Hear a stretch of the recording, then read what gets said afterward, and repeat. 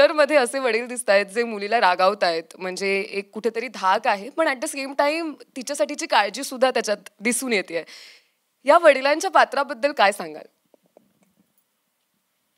खूप प्रेम करतो तो मुलांवर.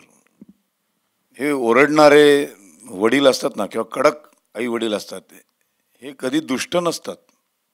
ही खूप चांगली माणसं असतात. साधी माणसं आहेत.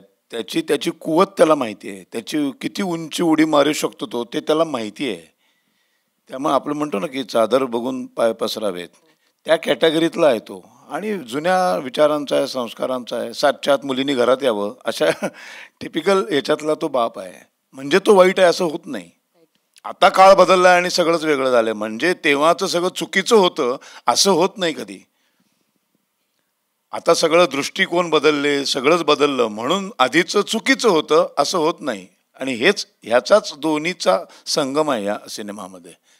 त्यामुळं त्याला मुलींची खूप काळजी आहे. आणि हे जे काय चाललंय की ही काय डान्सच करते आता, तर ते अजूनही म्हणजे आजही काळ बदललेला नाही. आजही आत्ता शिकलेले सवरलेले मोठमोठे एज्युकेटेड घरात सुद्धा नाचणारी मुलगी डान्स सिनेमात नाटकात काम करणं हे काही फार चांगलं आहे असं न मानणारी आज खूप एज्युकेटेड लोक माझ्या पाण्यात आहेत.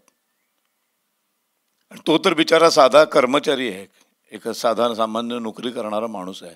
त्याचा तुटपुंजा पगार, त्याचं ते जुनं घर आई वडिलोपार्जित मिळालेलं त्याच्यात तो राहतोय. ते हे जी काही चाललेलं आहे सगळं हे त्याला नाही आवडत आणि म्हणून तो सतत ओरडत असतो. त्याच्या पाठीमागं खूप काळजी आहे.